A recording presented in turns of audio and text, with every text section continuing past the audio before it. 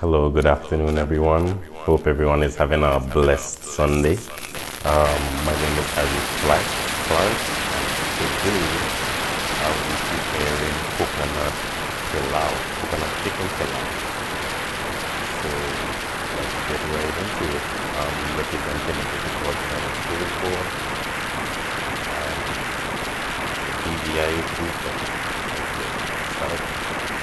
So before we get into anything else, first of all, what we have here going on is that flavors, chicken, as I said earlier, after the culinary, garlic, salt, pepper, and then we'll be adding in some seasoned pepper, some smoked garlic, a couple other little.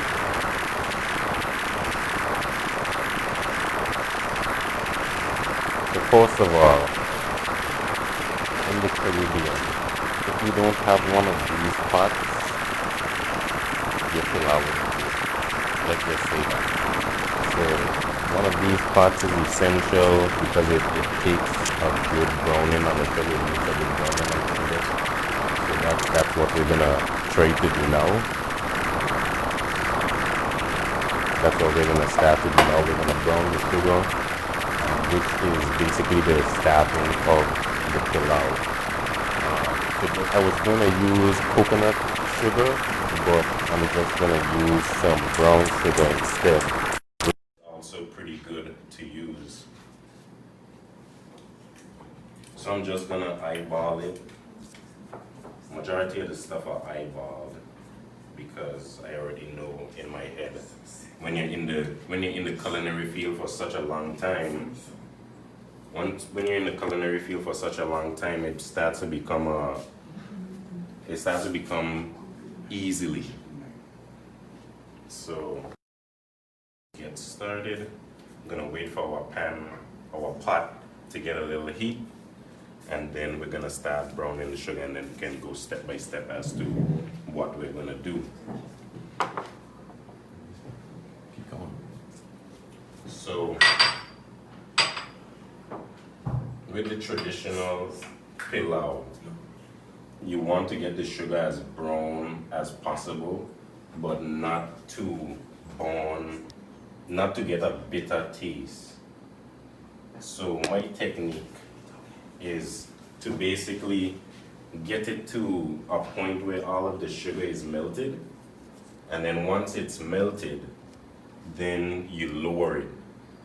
Once it's melted enough and it starts to liquefy, then you lower it so that the heat doesn't burn it quickly.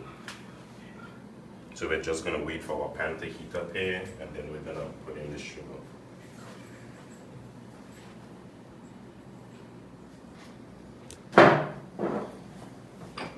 So now we're gonna add in the sugar since the pan seems to be hot now. Just put in a good bit here. And these is techniques that were passed down to me from my grandmothers. I always wondered why they would brown the sugar in the pan.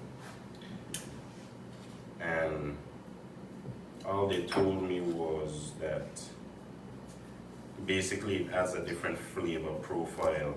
Well, that's not what they told me specifically, but that's what I got from it. A different flavor profile. You wouldn't have to use any additional browning. All of it is just natural stuff. So now that you can see that majority on the outer lines of the sugar is starting to brown, so we want, what I do is lower the temperature so that it doesn't brown as quickly. You want it to build up to that point.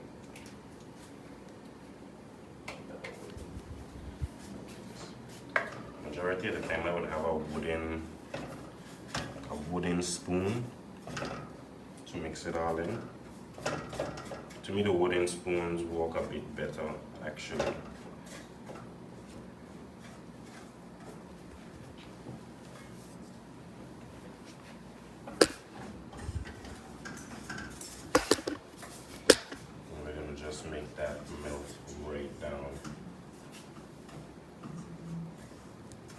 I could probably add a little bit more sugar in there actually. So we're gonna go back, add a little bit more sugar.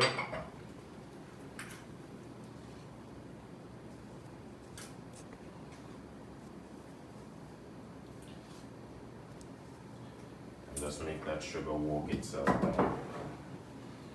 And to me, pilau is not something that you need to add an excessive amount of oil to, because as I say, there are many different ways that people tend to cook pilau. I've seen that some put oil while the sugar is in. I've seen that some put it in the oven, but different islands, different recipes, different techniques, which is what we need to understand.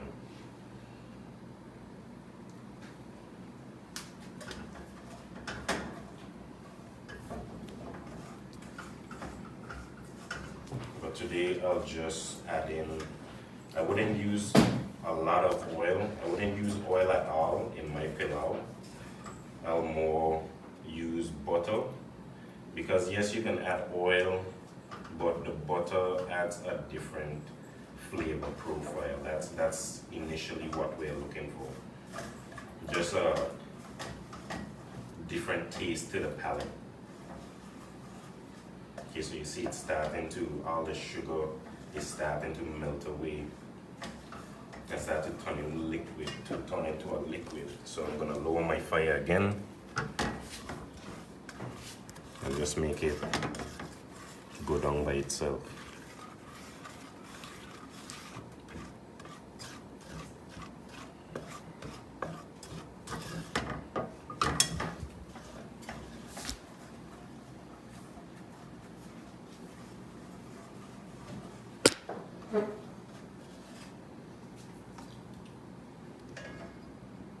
So as that's going, I have my butter here on the side, which is already room temperature. We're gonna add it in.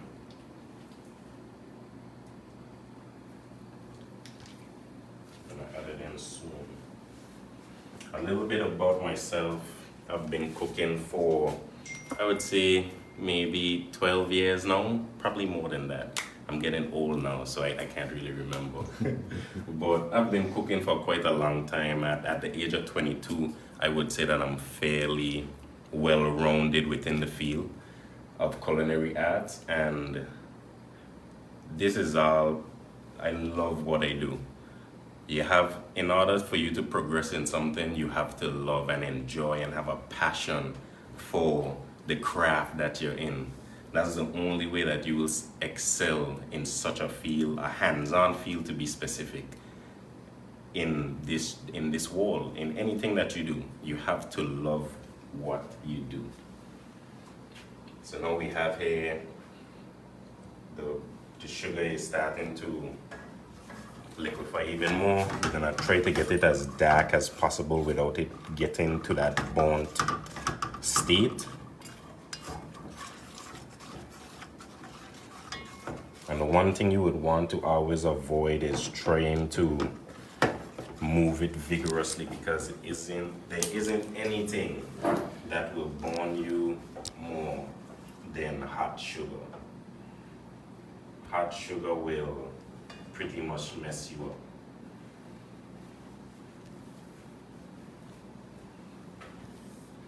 In the meantime, I can start cutting up some of my vegetables. Today I'll be using red peppers, green peppers, seasoned peppers. We roasted some garlic last night, which also adds a different variety of flavor, a different taste to the pilau as well.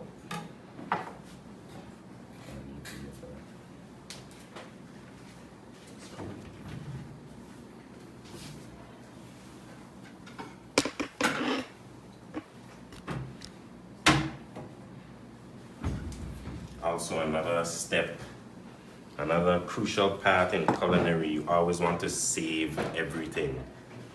So where people would throw away these, which is the core of the peppers, you can actually put those in a stock and make a stock, which is this. I'll probably use this only if when I throw in the coconut milk and it's not enough liquid to cook down the rice, then I'll add in stock instead of regular water, because then it adds more flavor to the food. So now we're gonna just chop these up. Not really gonna do it too fancy. That's a nice rough chop. No worry, we haven't forgotten the sugar on the stove. It's still on a low heat and it's starting to get to that point. So I have to be quick here and do as much as I can.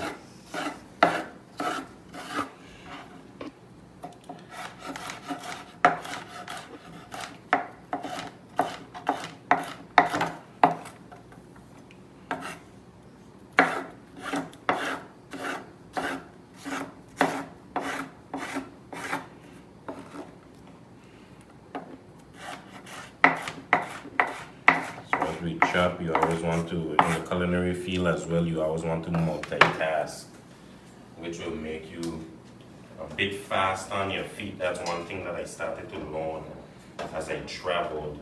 That's one thing in the culinary field as well.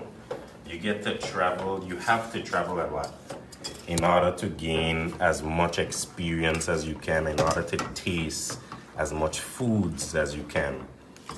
Because the more you taste, the more that you can create. Some of the dishes that I actually do for the very first time. For majority of the events that I have done those dishes for the very first time on that day. And the only reason I am able to do these things is because my palate has grown. I know what flavors go with what. I know exactly how to combine different ingredients for a nice dish. So with this now, instead of adding oil, the sugars are already melted. You can start to see that it's changing colors. Before it was a lighter brown, and now it's starting to darken just a bit. This is why I leave it on a low fire, because sometimes you might forget, even as a chef, you forget certain things, and you might be doing one thing and then next thing you know, you have to start this over because it's burnt. So now we're gonna just add in our butter.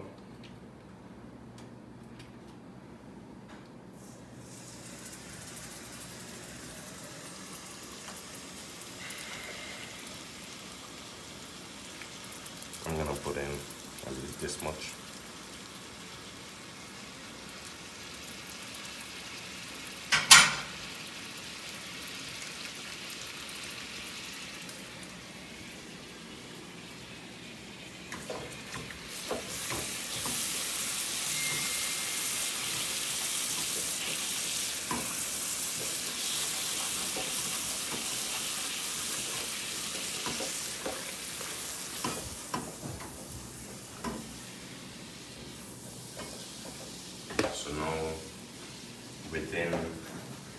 So now within this, the sugar, when the chicken and the rice and everything is in there, we're gonna get that silky, nice texture that we will be looking for.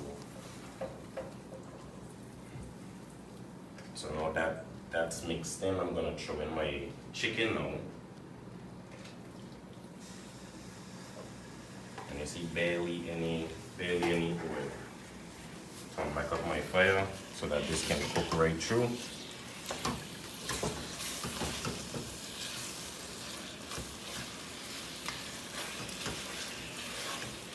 So while it's cooking now, it's still gonna start to burn. The sugar is still burning, so that at this point, you would want the sugar to be to a point where it can still go over, if that makes sense. So basically, what I'm trying to say is that you should do the sugar at least to 2/3 the amount that you want it to be, and then make it carry over as the chicken is in.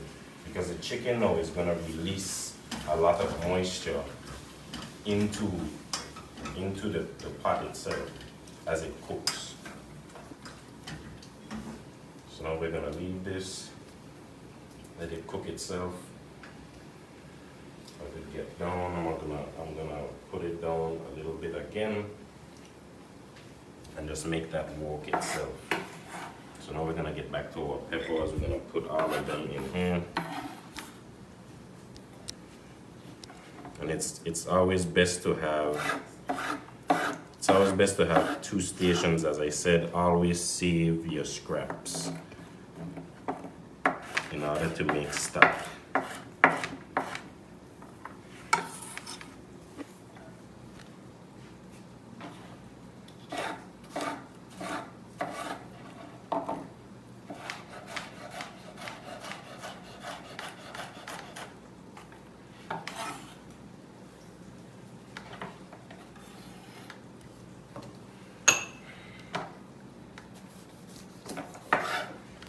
So with my teaching, with what I've learned over the years, I went to school at first of all, I did local college at the HLSCC, and I had some of the best chefs in the industry who, from the BVI, who taught me some of the things that I know today. Some of those people are Chef Neil Klein, Chef Gorvey, and Chef Cindy at the time. I don't know who is there right now, but those three people always had me very motivated to love what I do. And one of them that really pushed me, and he saw that I could have done a lot better in what I do, and that one was Chef Gorvey. At the time, when you're young, you be ignorant and you don't listen to what a lot of people have to say. And at the time, you would think that, okay, they're just talking, you know. But when you start to get older and you start to realize, like, okay, this is what they were trying to tell me this whole time. And that's something that Chef Gorvey always got to me, because he was one of them that I used to give a lot of trouble back in the day. Not wanting to wake up to go to class, because he wanted us to go to class very early, all the time. And I had to travel from Virgin Gorda to Tortola. So that was a bit hectic, but at the same time, I didn't realize that he was just teaching me that it's always good to be early, always good to be on time, because that being on time is a very good impression. So that's one thing that I got to learn from him in HLSCC. After that, I moved to Miami and I attended Johnson and Wales University, and that was a whole different experience, because at the time I didn't want to leave home. I was kind of afraid to leave home, actually. But then when I got up there and I got to experience different things, I got to see what the actual world was about. Then at that point I didn't want to leave, because I was gaining so much knowledge at the time. So it's always good to get experience. That's what you need when you are in such a field. And while I was up there, I got many opportunities as well. Working with the BVI Tourist Board all the time, going to different events, meeting a lot of new people. And honestly, those experiences I will never forget. But back to the school situation, I actually got my degree, my bachelor's degree in culinary arts and food service management. And now I've graduated with my master's in hospitality. So yes, education is very important once it comes to these fields, because it's always an ever-changing craft. Culinary today is just mind-blowing, where people are even making balloons out of sugar, melted sugar. So culinary is something that you have to keep going at.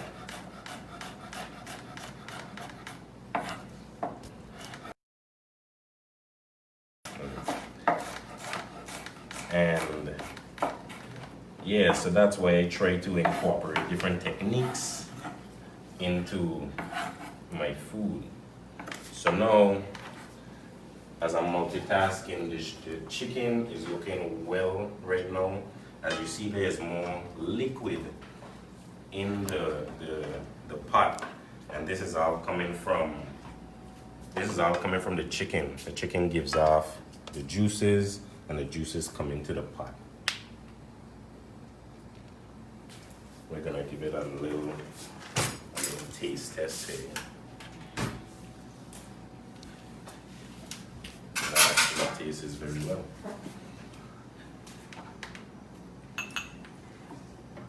In the meantime, we're gonna cut up our roasted garlic.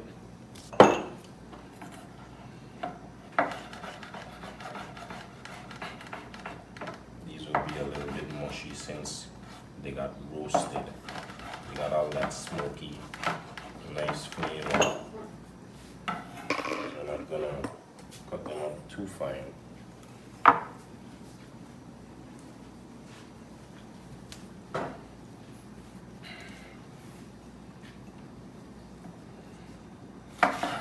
And with the seasoned peppers, I like to put the seeds and everything inside of the dish as well. These aren't hot, so I wouldn't discard the seeds. I'm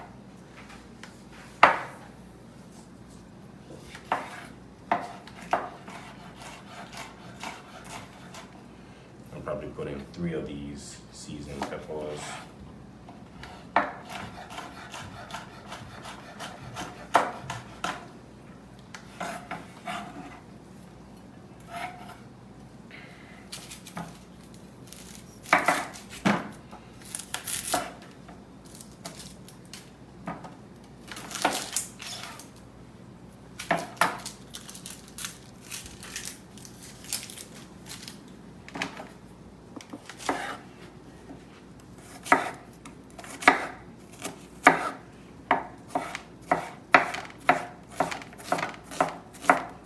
Say for the onions, the vegetables and stuff like that, I'm just gonna give it a rough chop. I'm only putting a quarter of this onion. So now we're gonna add everything to the pot now. Add all of the onions, the peppers, and make it cook down.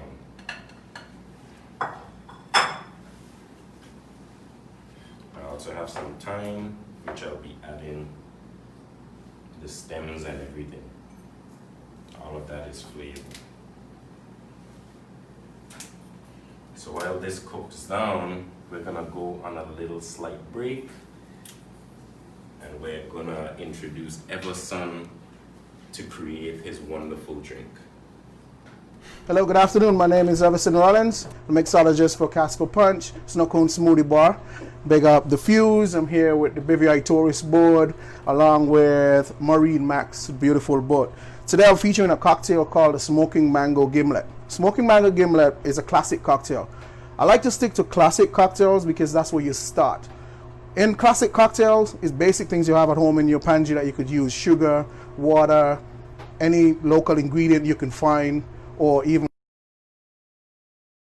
Hello, good afternoon. My name is Everson Rawlins, the mixologist for Castle Punch, Snow Cone Smoothie Bar. Big up the Fuse. I'm here with the BVI Tourist Board, along with Marine Max, beautiful boat. Today I'm featuring a cocktail called the Smoking Mango Gimlet. Smoking Mango Gimlet is a classic cocktail. I like to stick to classic cocktails because that's where you start. In classic cocktails, it's basic things you have at home in your pantry that you could use: sugar, water, any local ingredient you can find, or even just like your favorite spirit. But today we're going to feature the BVI gin that we have here. The BVI gin is, we have it in a hibiscus flavor, and we have the regular, but today we're going to be using the regular. We're going to be using an old school smoke technique with a local smoked grape tree, hand cut by myself as well, where you have smoke guns that is more modern. I kind of stick to the old school way, and I'm going to go through that a little later when I'm making the cocktail. All right. So the smoked mango basil consists of fresh basil that I grow in my backyard as well, which I'm using for my local product, limes, cane syrup, or you could substitute it with sugar syrup, which can be homemade as well. And we got some mango juice. Simple, everything that you can find in your backyard or in your pantry. All right, so before we start making our cocktail, we're gonna smoke our glass with our grape tree wood that I handpick and cut myself. It's an old school method, but I'm gonna season with some orange bitters, and then we're gonna light it on fire for smoke. While I'm using the old school method, the new school method with a smoke gun is pretty much easier, but on quarantine and lockdown, this is pretty easy.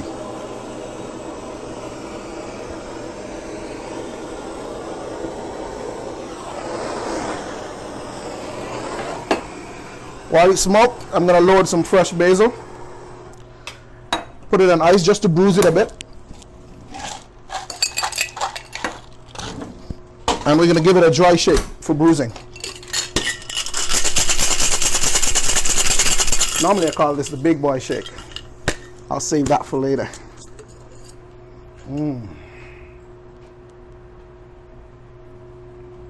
Got it? All right, while it's smoking, we're going to do some fresh lime juice.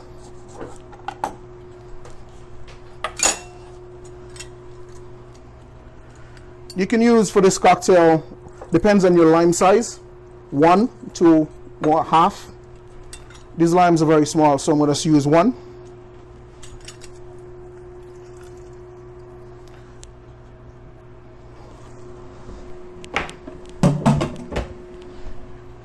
Mango juice. We're going to need 2 ounces of that.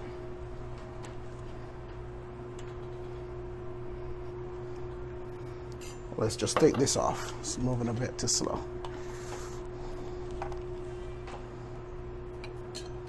Two ounces of mango juice.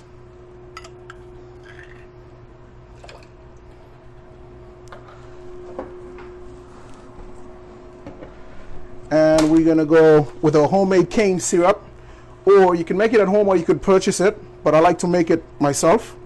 I mean, it's no purpose being a mixologist and buy a cane syrup, so we're going to do 1 part of cane syrup, which is the sweetener.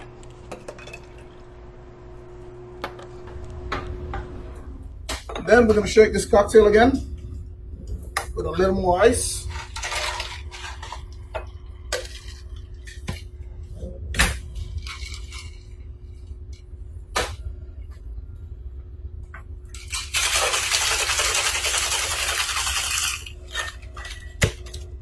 And then we're gonna go with 2 ounces of our BVI gin. I mean, if you want to go a little extra, you can do that as well. But I'm gonna stick to it so we get a perfect balanced cocktail. Another small shake. And this is where we're gonna pour it, our cocktail, by double straining in our smoked glass. I'll get some of that water out first.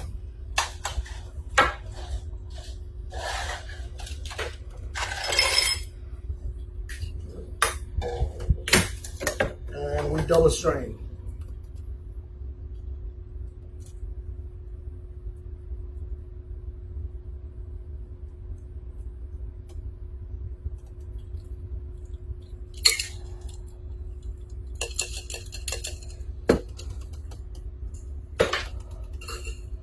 Now I'm going to garnish this cocktail with a lime peel.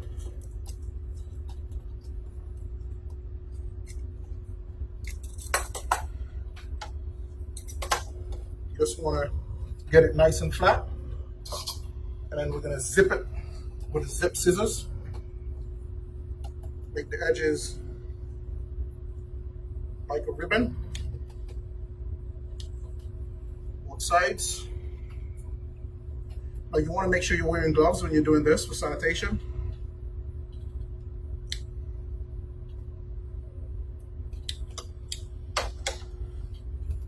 You can just bend it back this way. Let it across the top of the glass, along with some fresh basil.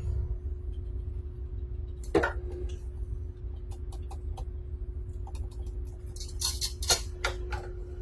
I'm going to use some basil seeds as well.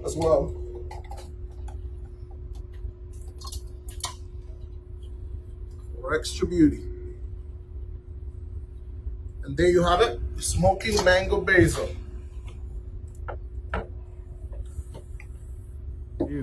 Thank you guys for watching. I hope you enjoy the cocktail, smoked mango basil gimlet.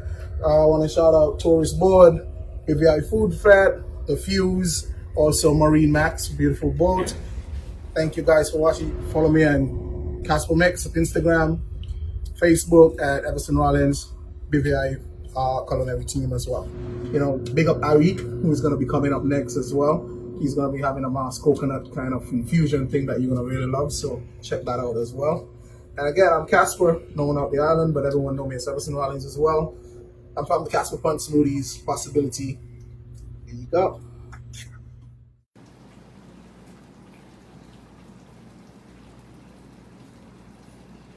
Okay, so we're back again, and now we can see that the pot is boiling, the vegetables are in, and everything is well integrated to each other now.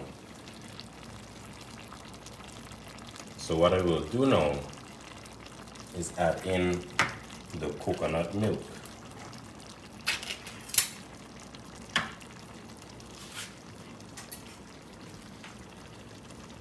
I'll probably do one can of coconut milk. It seems like we have enough liquid in there. As I said, if you can have this much liquid and not add stock, you don't have to. But the stock is only necessary if you need more liquid.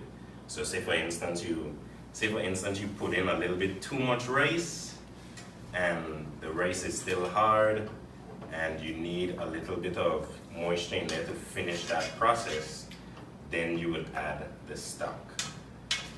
Stock is very easy to make. All you have to do is get a nice pot of filtered boiling water on the stove, add in your different scraps that you have, which it could be the skins of the onions, the cores of the peppers, maybe the stems of thyme. These are things that add flavor to the stock. Once you bring it to a boil, then once it's to a boil, then you turn it back down to a simmer, and then you make it reduce, you make it build that flavor inside. So now we're just gonna make this coconut milk get up to temp, because now you're adding something that's room temperature to something that's hot. So now you have to bring it up to temp again in order for us to start putting in the rice and getting that ready to go.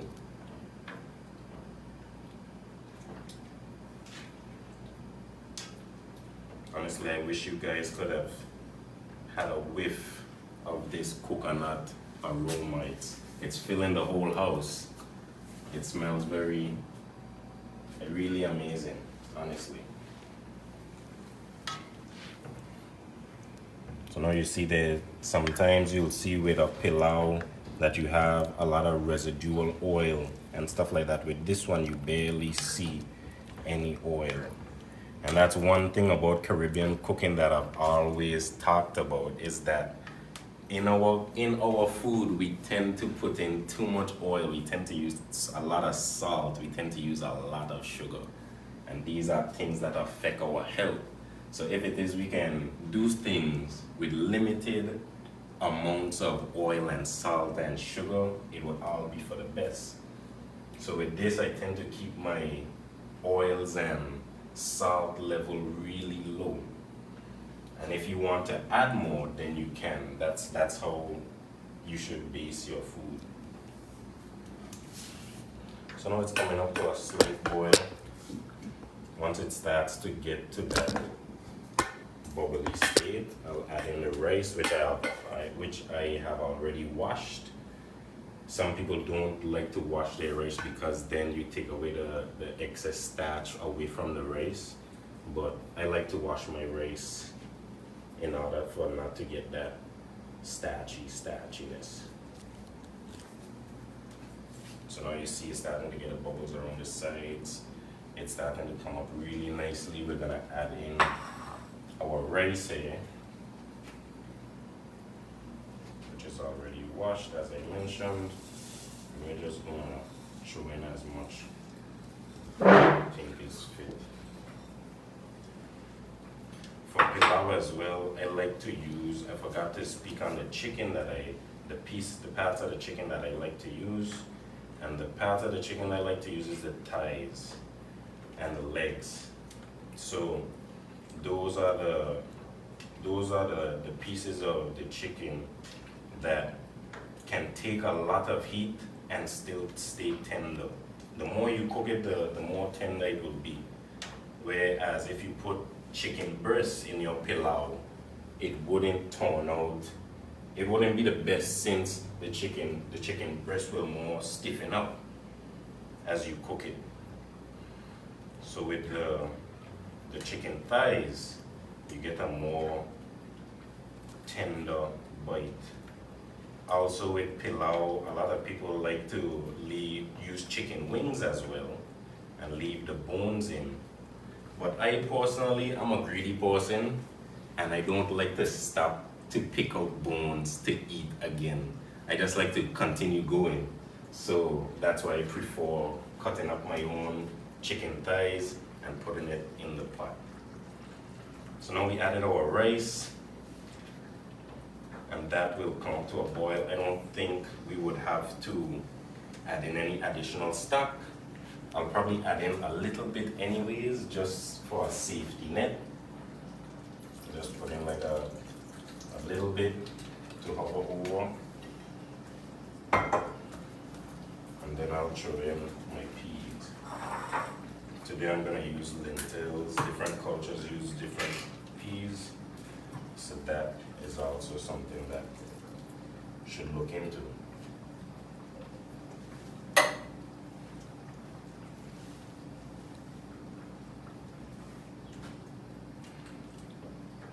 And as this boils down, once it starts to get that bubbly state again, I tend to always put my heat down to a simmer so that it doesn't cook as quickly. It starts to fluff up better.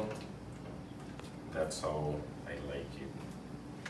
So now I'm gonna just turn it down to a low heat, make it cook, make it take in all of that coconut essence, taking all that coconut flavor. And now again, we're gonna take a short break for sponsors. Unplug, unwind, and discover the trip of a lifetime. In the British Virgin Islands, get closer to the things that matter, your friends and family. Create magical moments and lifelong memories. Untouched beauty, unique landscapes, pristine waters, long sandy beaches, and abundant animal life. Experience it up close, personally and vividly. Adventure seekers of all ages delight in snorkeling, scuba, paddleboards, kayaks, sailing and hiking.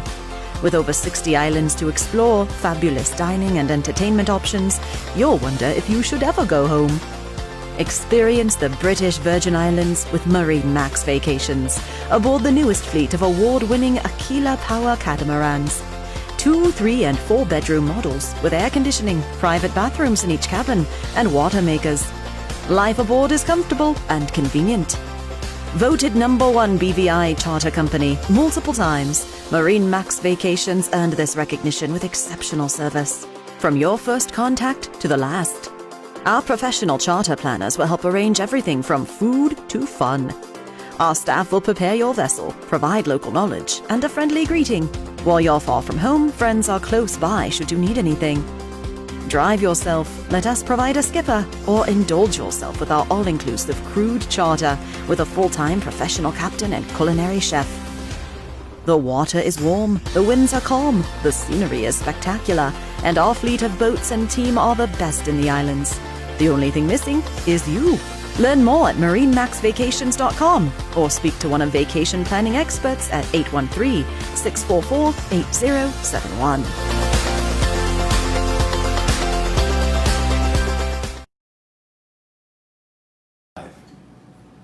Alright, so now we're back. We're gonna make that cook down itself. Make the rice become fluffy, make the rice cook. In the meantime, we're gonna set up our garnish. We're just gonna do some cilantro just to dazzle it up.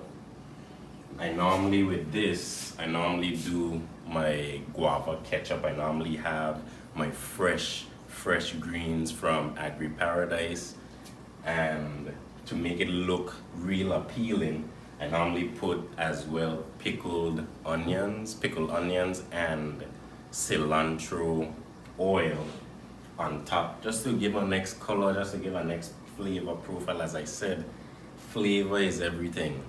You wouldn't want to go into a restaurant and the flavors, the food that you get, it doesn't taste good. So everything that I'm adding, I've added, all adds different flavor components to the dish. I'm gonna check this here. The rice is starting to cook. This is probably gonna take maybe the next 5 minutes to settle in.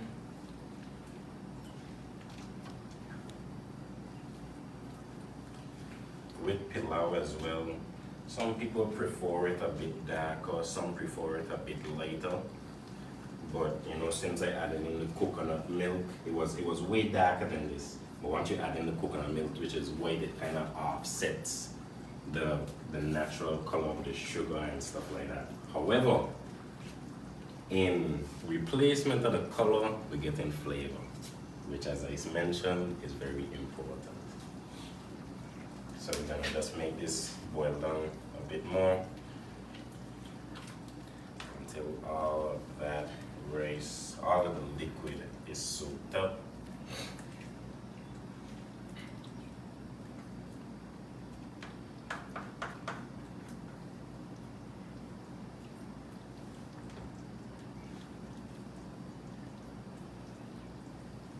Probably gonna be the next 5 minutes. Leave a lid on it. So now we're just gonna cut up my greens. The best way to cut these, I know some will have to take their time since they aren't doing it as much as me. But honestly, I'm gonna tell you, these kind of things takes a lot of practice. And yes, sometimes you might harm yourself, you might cut yourself and stuff like that, but honestly, you start to appreciate it because then you know at the end of the day, you wouldn't want to cut yourself again.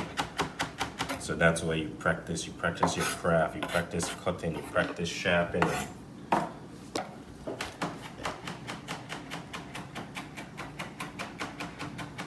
Best way to not get affected by this is to, first of all, always have a sharp blade. The reason why the majority of people get cut and stuff is because their knives are dull. So the sharper the blade, the easier to cut, the less force you have to put down.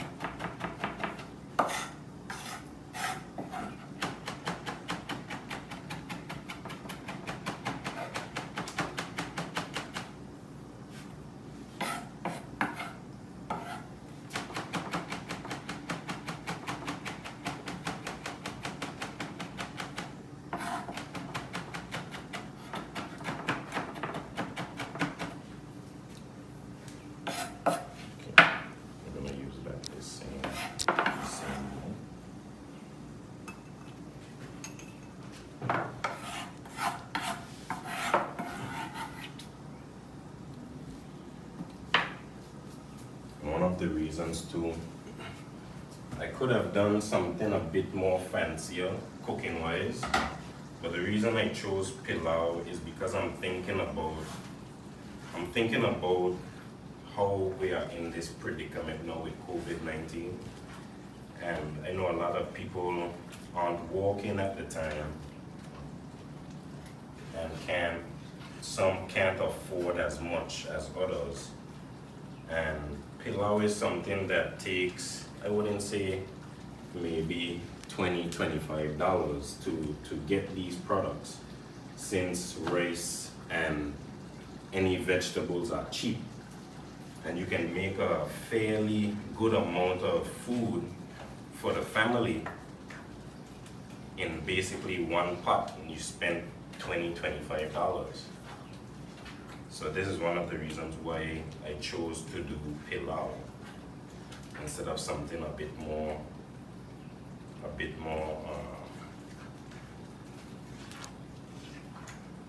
something that would cost a bit more. Okay, so I'll give that an X2. Looking pretty darn good, pretty damn good.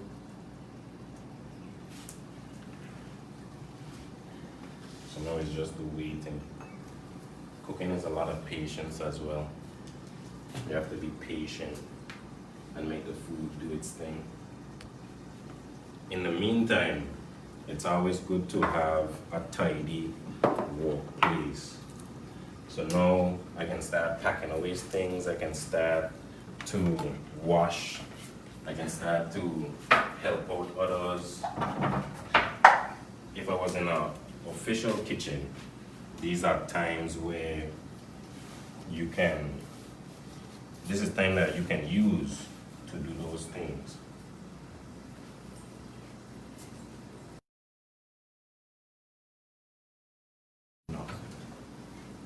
One of the biggest things that I have seen that tourists like when they come to visit the BVI, yes, we have spectacular attractions like the baths, we have a lot, the pay pack in Totola.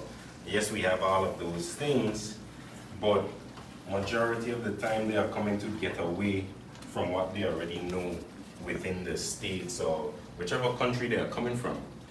And I think food tourism is something that brings people to different destinations to experience that culture. You know, when restaurants and local restaurants to boot, when those local restaurants can produce the culture-based food that we create here, this is something that I personally think will bring back a lot of tourists to the island. One of the main things that I'm trying to produce and think about is how can I create, how can I make Caribbean food into something appealing. That's what I go for. Because you know, Caribbean food, we tend to just throw down everything and then we go. Once it tastes good, that's all that matters. It always tastes good no matter what. But how can we transform it? How can we manipulate it in a way that it's on a Michelin level? Michelin star, which is one of the highest degrees, one of the highest caliber of classes of culinary. How can we transform our culture into something like that? And those are things that I always think about when I prepare food. So tourists will always come just for the food, just for the sights, just for what we have. And in the same time, we have to capitalize on these things. So the rice looks a bit ready now. We're gonna do a slight taste test. See how we tasting.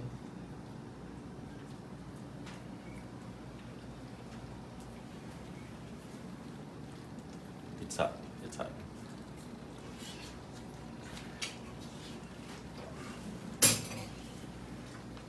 Tastes pretty good. Tastes pretty good.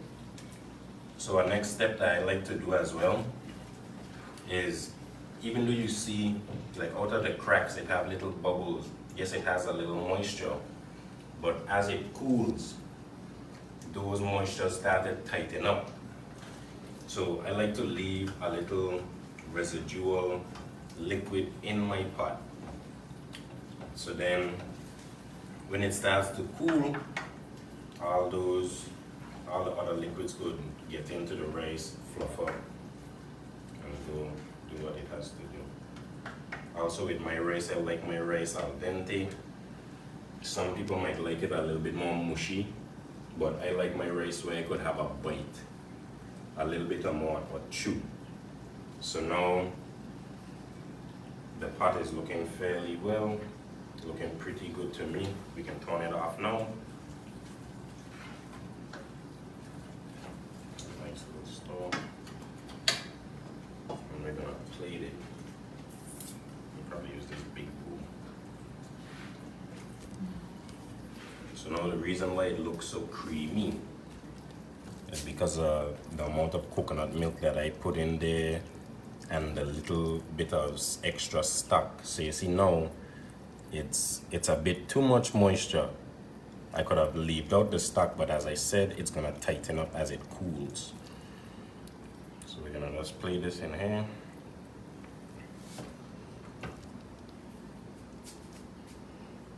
So this is more like a risotto pilau style that I like to do. So as it's in there, it's gonna cool. And all that moisture will trap inside of the rice itself.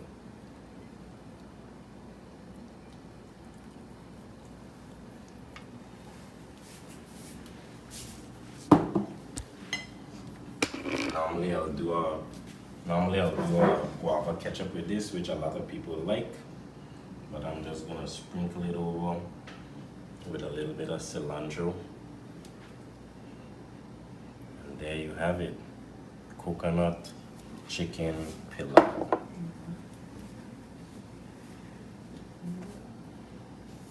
All in about 25 minutes, I think, 20-30, and you can have a fabulous lunch, dinner, whatever you want to have it as. Thank you BVI Tourist Board for having me on this live stream. I hope it was educational to a majority of you, which I like to promote, which is educational tourism as well as food tourism. Hope you enjoyed and hope that I get to do this again in the future. Thank you.